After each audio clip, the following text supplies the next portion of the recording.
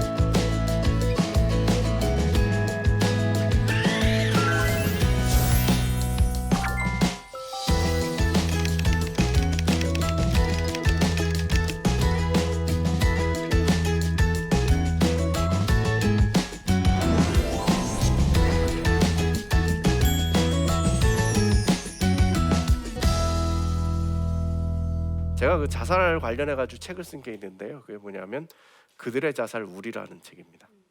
자살은 다들 우리의 문제가 아니라 그들의 문제라고 생각해요. 그들의 자살이에요. 근데 우리는요. 우리 주변에도 일어납니다.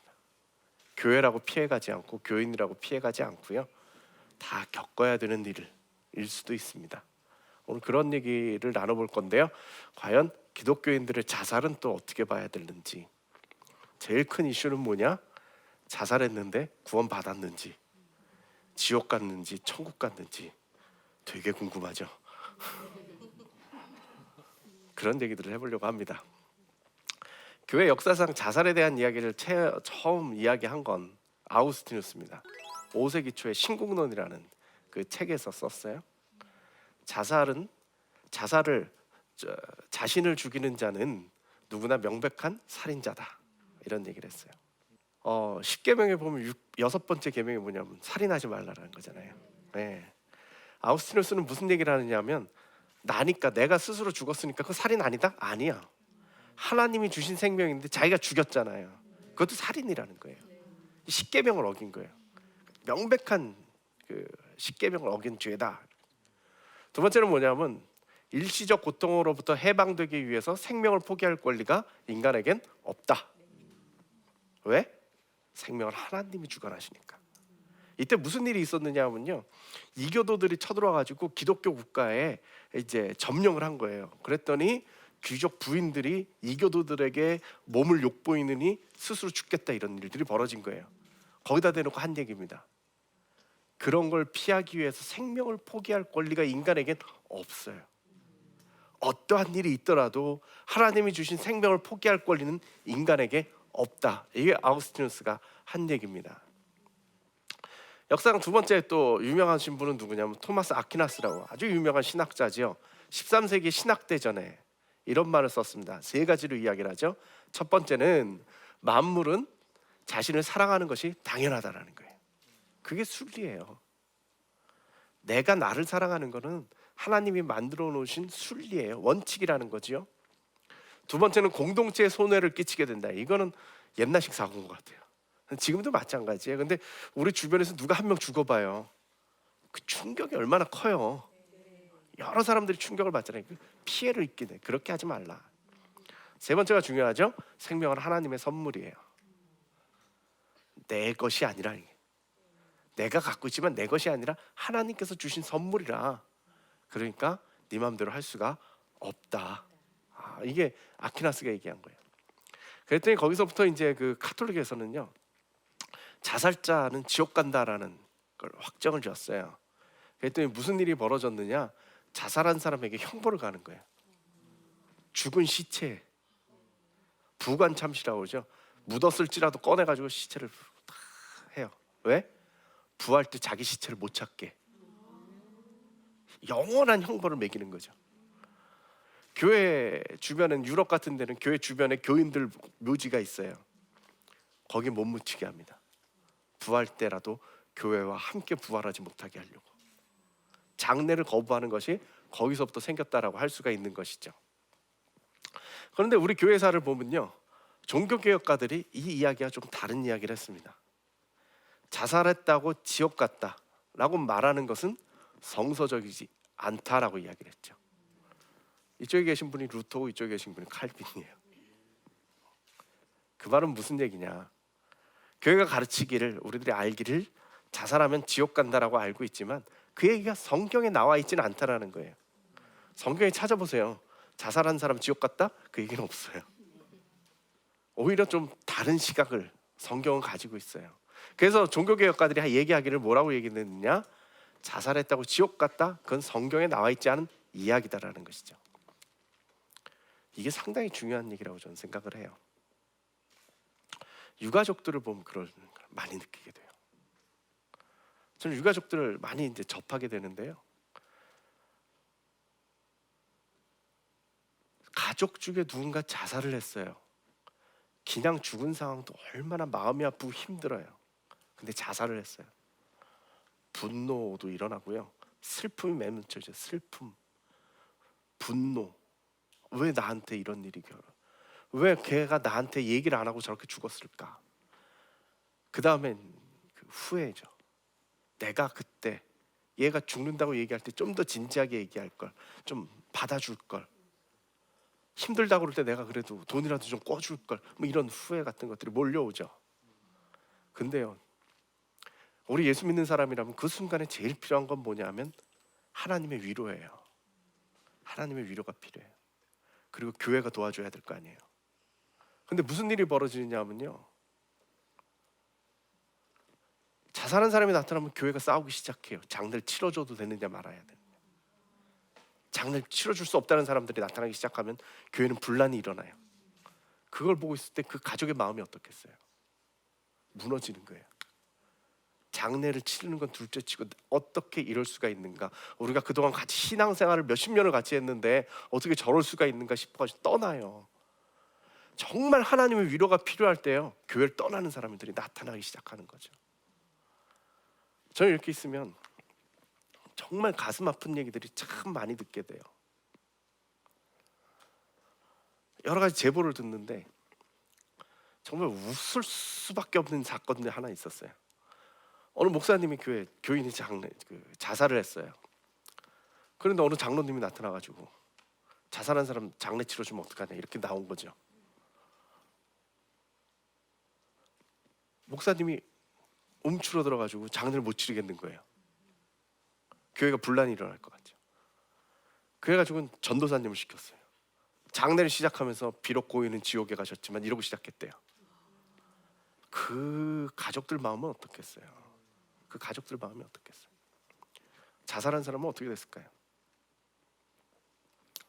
참 민감한 얘기예요. 자살한 사람이 지옥 갔을까? 그건 하나님께 맡기면 돼요. 구원을 받는 조건은 뭐예요? 믿음으로 구원을 받는 거예요. 하나님의 은혜로 말미암아 우리가 어떠한 노력을 하거나 무엇을 해가지고 구원을 받는 게 아니라 하나님의 은혜로 말미암아 그냥 우리가 그걸 믿음으로 말미암아 예수 그리스도가 날 위해서 돌아가셨다는 그 사실을 믿음으로 말미암아 구원을 받아요. 거꾸로 얘기하면 무슨 얘기냐? 어떠한 행위로도 구원은 취소될 수 없어요. 중요한 사실은 그가 믿음이 있느냐예요. 구원은 누가 판단해요? 하나님이 하시는 거예요.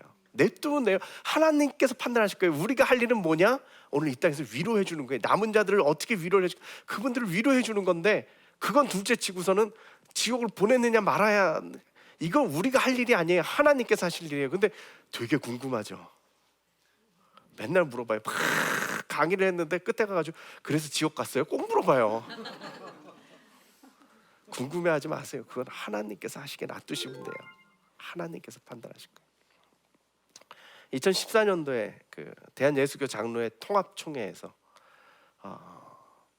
자살에 대한 목회 지침서라는 게 나왔습니다. 총회에서 통과가 됐습니다. 제가 그 소위원회 위원장을 맡아가지고 그 문건을 만들었는데 참 감사한 게 뭐냐면 장신대 김경진 교수님께서 예배학 교수님이신데 장례 예식서를 만들어 주셨어요. 자살한 사람에 대한 장례 예식서예요. 3가지예요.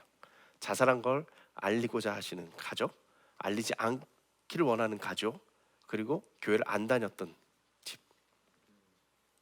그래서 장례 예식서를 만들어 놓고 거기에 설교까지 다 정해주셨어요. 이게 얼마나 귀한 문서인지 몰라요. 교회에 항상 있어요. 자살했는데 장례 치러줘도 되냐, 아니면 꼭 물어봐요. 교회 장로님들. 그럼 목사님들이 하고 싶은 마음이 있어도 교회가 분란이 일어날까 봐 주춤하게 되거든요. 그때 이 문서를 내놓는 거죠. 우리 총회선 허가를 이렇게 냈습니다. 장례를 치러줘도 됩니다. 저는 여기에 따라서 장례를 치러줄 수 있을 것입니다 라고 이야기할 수 있게끔 문서를 만들어 놓은 거예요. 혹시 여러분들 목사님들이 잘 모르시면 이거 하나 갖다 드리세요. 잘 모르세요. 그래서 좀 장례를 치러줬으면 좋겠고요. 그리고 구원에 대한 문제는 하나님께 좀 맡겼으면 좋겠다, 이런 말씀을 드리려고 합니다. 그러면 교회가 자살 예방을 위해서 무슨 일을 할 수 있느냐, 이런 얘기를 좀 해보려고 합니다. 제가 사역하고 있는 걸 소개하면서 여러분들에게 이야기를 하려고 합니다. 제가 앞부분에 말씀드렸잖아요. 문화의 문제라는 거예요. 생명의 문화냐, 죽음의 문화냐. 결국 생명의 문화를 만드는 것 교회가 할 수 있다, 저는 그렇게 생각을 합니다. 저희는 캠페인 사업을 많이 합니다. 많은 사람들의 생각을 바꿔주려고 하는 것이죠. 대표적인 케이스가 저희가 1년에 한 번씩 한강에서 걷기 대회를 합니다. 한 2,000명 정도가 모여가지고요, 걷습니다. 그냥 걷기만 하는 게 아니고 그 전에 부스 체험해가지고 자살에 대한 인식 개선하기 위한 사업도 벌이고요, 문화 공연도 하고요, 그리고 한 2km 정도 걸어요. 많은 사람들이 참여해가지고 생명 얘기를 하는 거죠. 축제를 벌이는 겁니다. 개념을 완전히 바꾼 겁니다. 축제예요. 우린 생명 축제예요. 작년에 무슨 일이 있었느냐 하면 저희가 여의도에서 저걸 걷는데요, 당시에 마포대교에서 투신해서 자살한 사람이 있은 거예요. 수색 작업을 벌이고 있었어요. 가족들이 저희를 보더니 붙잡고 며칠만 일찍 해주시지 그랬어요. 우리 애가 여기 왔을 때 저 캠페인 플랜카드만 봤어도 살지 않았겠어요, 이런 얘기를 해주더라고요. 이런 게 저변의 확대죠. 누군가 이야기할 수 있도록 문을 열고 있다는 거예요. 마포대교 자살 많다는 얘기 들어보셨죠? 1년에 900몇 명이 자살해요. 하루에 2-3명이 거기서 죽으려고 찾아가는 거예요. 시도가 900몇 건이에요. 1000건 가까이 돼요. 또 무슨 일을 하냐면요, 벽화 그리기도 합니다.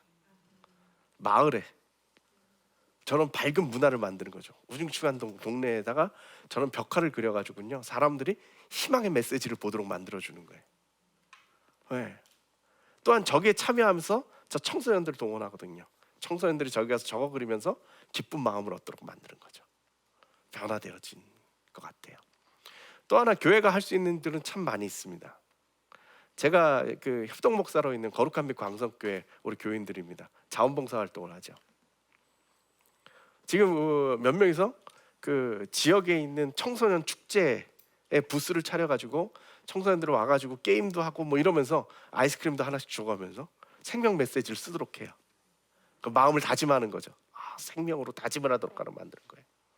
저는 교회들이요, 좀 더 많은 일을 할 수 있다고 저는 생각을 해요. 좋은 방법은 교회에서 자살 예방 교육을 하는 겁니다.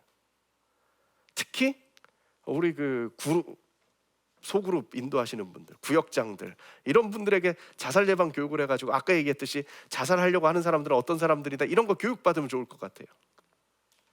그래서 이분들이 주변에 좀 어려운 분들 발견해서 좀 도와주시고요, 혼자 해결하려고 그러면 힘들거든요. 또 지역에 연결도 해주시고요, 이러면서 좀 문화를 만들어 나가면 좋죠. 교회가요, 의외로 사람들이 뭔가 터놓고 얘기하기에 불안한 동네입니다. 상담하기 힘들죠. 하지만 좀 더 진지한 분위기를 만들면요, 죽고 싶어 소리를 할 수 있는 동네가 되는 거예요. 그럼 살릴 수 있죠. 그럼 살릴 수 있어요. 제가 좋아하는 사진 중에 하나입니다. 저희 교회 청년 하나가요, 노총각 청년이 하나 있는데 자살 예방 자기 소명으로 알고 동네방네 뛰어다녔습니다. 그래서 정신건강증진센터, 자살 예방 담당하는 데거든요. 뭐 청소년 상담센터, 군부대, 학교 이런 데 가서 자살 예방하자고 열심으로 뛰어다녔어요. 그랬더니 어느 중학교 한 군데, 해설중학교라고요. 저 중학교에 가가지고 교장 선생님하고 얘기가 잘 됐어요. 그래서 우리 걷기 대회 아까 얘기했죠. 걷기 대회도 교장 선생님이 직접 움직이시니까 교직원들 데리고 다 함께 와가지고 걷기 대회 참여하죠. 그 좋은 일인데 우리 애들에게 자살 예방 교육, 생명 교육 좀 시켜주세요. 생명 교육 시켜줬어요. 그 좋은데요. 학부모 교육도 시켜주세요. 학부모 교육 시켜줬어요. 선생님들 시켜주세요. 선생님들도 시켜드렸어요. 그래가지고 완전히 저 학교는요, 자살 예방, 생명 보듬 여기에 꽉. 너무 감사해가지고 제가 저 학교에 생명 보듬 학교 현판을 걸어드렸어요. 그랬더니 그냥 하지 말고 그냥 현판만 걸지 말고 좀 식을 한번 하자, 기념식을 하자. 그래서 교문 앞에 다들 모였습니다. 저기 잘생긴 제 얼굴도 가운데 있죠. 제 옆으로 계신 분이 교장 선생님이세요. 저분은 교회도 안 다니시는데 생명 보듬? 그런 거는 우리 학교가 해야지 라고 생각하시고 저렇게 문을 열어주신 분이세요. 여기 계신 분은 교감 선생님이시고요, 저희 사무총장이고요. 이분이 누구냐 하면 경기도 교육청에 이거 담당하는, 자살 예방 담당하고 있는 서기관이세요. 네. 그리고 아까 말씀드렸던 우리 청년입니다. 선생님, 주임 선생님들, 학생들까지 이렇게 나왔어요. 제가 이 사진을 왜 보여드리느냐, 지역에 관련된 사람들이 저기 다 모인 겁니다. 빠졌다면 군부대가 빠졌죠. 청년 하나가 생명의 가치를 붙잡고 이야기를 하니까요, 지역이 움직여요. 그리고 생명의 네트워크를 이루어요. 교회를 중심으로 해가지고 생명의 네트워크가 연결이 돼가지고요, 그 지역에 우리 그 교회가 생명의 중심 역할을 할 수 있게 된 거예요. 지금 작은 교회 목사님들까지 모아가지고 강사들을 만들어가지고 학교마다 파견을 시키고 있어요. 교회가 할 일이 있어요. 교회가 지금 무슨 일을 해도 어렵잖아요. 이거 좋습니다. 참 생명에 대한 가치를 이야기할 때, 교회가 이야기할 때 당연하게 받아들인다 이 말이죠. 그래서 제가 요즘 무슨 운동을 벌이냐면 한 교회가 한 학교씩 책임지자는 거예요. 되게 안타까운 건 뭐냐 하면 학교마다 자살 예방 교육을 시켜야 되는데 예산은 없어요. 강사비 지급을 못 해주는 거예요. 그래서 교회가 강사비를 지급해주고 자매 결연을 맺으면 한 학교에 교육을 시킬 수가 있어요. 그러면 이 교회를 통해 가지고 생명 네트워크를 또 만들어 갈 수 있겠죠. 전 그런 운동을 좀 같이 좀 펼쳐봤으면 좋겠다라는 생각이 듭니다. 제가 이러한 일들을 이렇게 벌이고 있으면요, 사람들이 저한테 물어봐요. 왜 그렇게 열심히 하냐고. 제가 원래 직업은 교수고 이건 자원봉사를 하는 거예요. 그냥 자원봉사로 제가 이 일을 대표로 맡아서 해요. 처음엔 제가 교수로서 연구를 한 겁니다. 한국 사회에 문제가 뭐가 있는지, 그리고 목사들이 나서서 할 수 있는 게 뭘까 생각하다가 이 자살률이 이렇게 높은데 목사들이 나서서 해야 되지 않겠느냐 이런 생각을 가지고 제가 이 일을 연구를 한 거예요. 연구를 해보니까 마음이 아파요. 특히 유가족들. 장례도 못 치르고 어디 가서 하소연할 때도 없고 그 마음의 상처를 혼자 끌어안고 살아가고 있는 그 유가족들을 바라볼 때 너무 마음이 아파요. 자살을 하려고 한 사람들을 자꾸 제가 인터뷰를 해보니까 그 사람들 보니까 너무 마음이 아픈 거예요. 얼마나 힘들었겠어요. 죽기까지 마음을 먹었을 때 얼마나 힘들었겠어요. 그 사람들을 바라보니까 제가 이 일을 못 하겠더라고요. 그래서 이 일을 계속 펼쳐나간 겁니다. 근데 참 힘들더라고요. 왜 힘드냐, 자살에 대해서 사람들이 관여하고 싶어 하지 않아요. 죽는 문제고요, 어두운 문제니까 별로 관여하고 싶어 하지 않더라고요. 혼자 이 일을 하다시피 하면서 여기까지 왔어요. 근데 한 2, 3년 지나, 제가 한 10년 이상 했는데 2, 3년 전부터 무슨 일이 벌어졌느냐, 사람들의 생각이 바뀌었어요. 저는 생명 문화라고 생각해요. 이제 자살 예방 가속도를 붙일 수 있겠다 생각이 들어요. 그래서 좀 이러한 같이 운동을 할 수 있는 많은 분들이 제 주변에 좀 같이 모였으면 좋겠어요. 근데 참 감사한 건 뭐냐면 정말 그런 일들이 벌어지더라고요. 내가 도와줄게. 네. 지금은 저희가 감당할 수가 없어서 지금 조절할 수 있을 정도로. 그래서 저는 이런 교회를 통해서 좀 문화가 좀 바뀌었으면 좋겠다라는 생각을 가지고 이게 제 사명이 아닐까 하는 마음을 가지고 진행을 하고 있어요. 제 전략은 이거예요. 채부자 얘기 아시죠? 채부자네 집안에 중요한 가르침 하나가 있는데 뭐냐면 우리 집안 주변으로 백리에 굶어 죽는 사람이 없게 해라. 부자니까 자꾸 베풀어서 백리 안에선 굶어 죽는 사람이 없게 해라 이럴 때요. 좀 바꿔가지고 저는 교회 주변 백리에 자살하는 사람이 없게 해라. 지금 이거 꼭 강조하고 싶어요. 교회는요, 생명의 공동체예요. 하나님이 생명이시잖아요. 예수님께서 말씀하시길 내가 이 생명이라고 그랬잖아요. 성령님께서 말씀하시기를 내가 생명의 법이라는 거예요. 그걸 품고 있는데 우리 주변에 자살하는 사람이 있어서는 안 되죠. 교회가 정말 예수님을 품고 있고 예수님이 중심이고 주님의 몸된 교회라고 한다면 그것이 생명으로 나타나야죠. 교회 주변에 생명을 버리는 사람이 있어서는 안 되는 일이죠. 교회가요, 마음을 바꾸면 좋겠어요. 그래서 생명 문화를 만들어 나가는 선구주자가 되야겠어요. 제가 우리 교인들이니까 한 말씀 드릴게요. 제가 내내 말씀드렸습니다. 문화의 싸움이에요. 죽음의 문화가 지배하고 있는데 생명의 문화를 이걸 바꾸면 자살이 없어질 거라 해요. 저는 영적으로도 생각을 해요. 영적 싸움이에요. 대한민국에 왜 이런 일들이 벌어지느냐? 죽음의 영이 이 땅을 지배하기 때문이에요.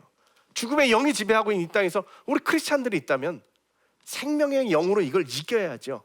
생명의 영으로 우리가 이긴다라면 생명의 문화를 만들 수가 있겠죠. 우리에겐 생명 우리 안에 있기 때문이겠죠. 저는 교회가요, 많은 일들을 할 수 있지만 그 중에 자살 예방, 생명을 살리는 일에 앞장설 수 있으면 좋겠습니다. 그리고 그것이 제 기도고 많은 사람들의 기도가 함께 모여가지고 생명의 영을 이야기할 때 이 땅에 자살이 없어지리라고 믿습니다.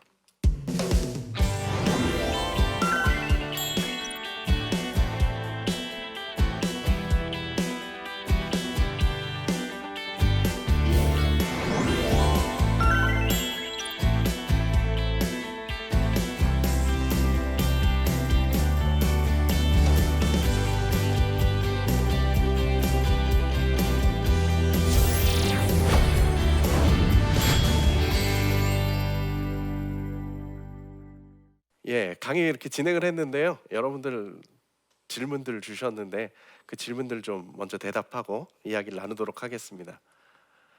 자살자의 유가족들이 자살 고위험군에 속한다고 하는데 그분들을 어떻게 도와드려야 할까요? 자살 유가족들이요, 정말 힘든 상황입니다. 장례를 제대로 못 치렀고요. 또 하나 이제 자살이 유전이 아니냐 뭐 이런 얘기를 하는 거예요. 왜냐하면 자살자가 있으면 그 가족들 가운데 자살한 사람들이 연쇄적으로 일어나니까 혹시 그게 유전자의 문제는 아닐까 뭐 이런 얘기를 하는데 그런 건 아니고요. 중요한 사실은 그 가족들이 비슷한 삶을 살아왔고 성격도 비슷하다라는 거예요.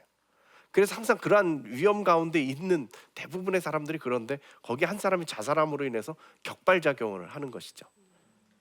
근데 이분들이요, 장례를 제대로 못 치렀어요. 위로를 못 받은 거죠. 이별의 과정이 없었어요.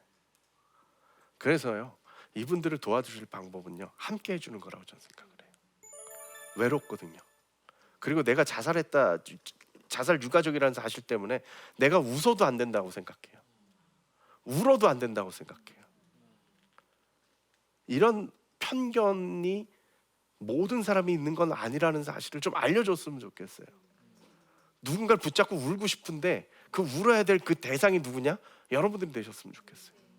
손 잡아 주시고요, 얼마나 힘들어, 이 말 한마디 해주셨으면 좋겠어요. 다른 무슨 판단 필요 없고요, 얼마나 힘들어, 그래 이 소리만 해주셔도요 그분들의 마음이 많이 위로가 될 거예요. 그리고 기도해 주세요. 손 붙잡고 기도해 주시고 함께 내가 하고 하나님께서 함께 하실 거야, 치유받을 거야 라고 확신 주시면 여러분들이 많이 도움이 될 것 같습니다. 또 하나 제가 당부드린다면, 저희 라이프 오프에서 매월 마지막 주 수요일 날 유가족을 위한 위로 예배를 드려요. 거기 같이 데리고 와주셨으면 좋겠어요. 예배보다 더 큰 위로는 없습니다. 예배 가운데 함께 나올 수 있도록 여러분들이 도와주신다면 아마 그분들에게 많은 도움이 되리라고 믿습니다. 그 다음, 주변 누군가가 자살을 고민하고 있다는 걸 알게 됐을 때 되게 당황스러울 것 같은데요, 가장 먼저 어떻게 도움을 줘야 할까요? 이게 쉽지 않죠. 한마디에 사느냐 죽느냐, 어렵죠. 근데 여러분 주변에도 자살 고민하는 사람은 어렵든 힘들든 다 있을 거예요. 여러분들이 마음을 열고 보면요, 저 사람 위험해라는 게 보이죠. 그러면 제가 개발한 방법이 있어요. 쌀 20kg짜리를 들고 신방을 가는 거예요. 그리고 기도해주고 손 붙잡고 같이 울어줘요. 그럼 그 사람이 뭐라 그러는지 아세요? 요것만 다 먹고 죽어야지 이런다 이 말. 근데 우울증 환자들은요, 밥을 잘 안 먹어요. 그래서 20kg 다 먹으려면 꽤 지나가요. 근데 놀라운 사실은 뭐냐? 그럼 잊어요. 극복해요. 그 순간만 넘어가면 많은 사람들이 살 수가 있어요. 바로 그 순간에 누가 있느냐 없느냐가 결정적이거든요. 20kg짜리 쌀을 꼭 사가세요. 10kg는 약간 불안해요. 20kg짜리 사가세요. 그게 큰 위로가 되고요. 두 번째, 여러분들이 기억하셔야 될 건 뭐냐면 혼자 해결하려고 그러지 마세요. 혼자 해결 못합니다. 어느 정도는 괜찮은데 그 이상은 힘듭니다. 그럴 때 기관들을 연결을 하세요. 제일 가까운 여러분들이 도움받을 수 있는 데는 정신건강증진센터. 지역마다 다 있습니다. 구 단위로 다 있으니까 여러분들이 찾아가서 연결을 해주시면 됩니다. 저희 라이프호프로 연결을 해주셔도 좋습니다. 꼭 전문가들의 도움을 연결을 하시면 좋습니다. 여러분들이 눈을 크게 뜨면요, 당뇨병 환자보다 더 많은 자살 시도 의도자들이 보이기 때문에 그분들 만나면 꼭 생명의 메시지 주시고요. 또 한 가지, 나는 자살 예방에 대해서 열린 마음을 가지고 있으니까 생명에 대해서 함께 얘기해보자 하는 그런 자세들을 진지하게 나눠줬으면 좋겠어요. 특히 죽고 싶다 그럴 때 너무 당황하지 마시고 직접적으로 물어보십시오. 죽으려고 그래? 무서울 것 같죠? 아니요, 괜찮아요. 그러면 상대방이 이 사람은 나랑 진지하게 얘기할 준비가 되어 있구나, 얘기를 꺼내요. 그 다음 단계, 이 사람이 좀 어려울 것 같으면 혹시 자살을 하려고 준비해 둔 게 있어? 줄을 샀거나 약을 샀거나 뭐 그런 게 있어? 물어보세요. 단도직입적으로 물어보세요. 피하지 마시고요. 돌려 얘기하지 마시고요. 그거 나한테 맡겨놔. 나랑 얘기해보고 이야기야. 그자. 그런 식으로 여러분들이 도와주신다면 아마 많은 사람을 살릴 수 있으리라 믿습니다. 오늘 제가 교회에 대해 얘기했습니다. 생명을 살리는 공동체가 돼야 된다, 이런 얘기인데요. 교회는 생명을 가지고 있잖아요. 이 메시지만 잘 전달을 하셔도 많은 사람을 구할 수 있을 겁니다. 또 하나, 교회가 자살한 사람들에 대해서 마음을 열었으면 좋겠고요. 특별히 유가족들에 대해서 관심을 가졌으면 좋겠어요. 더 나아가서 생명 문화를 만드는 일에 교회가 앞장섰으면 좋겠어요. 영적인 싸움에서 생명의 영으로 승리하는 여러분들이 되시기를 축복합니다. 감사합니다.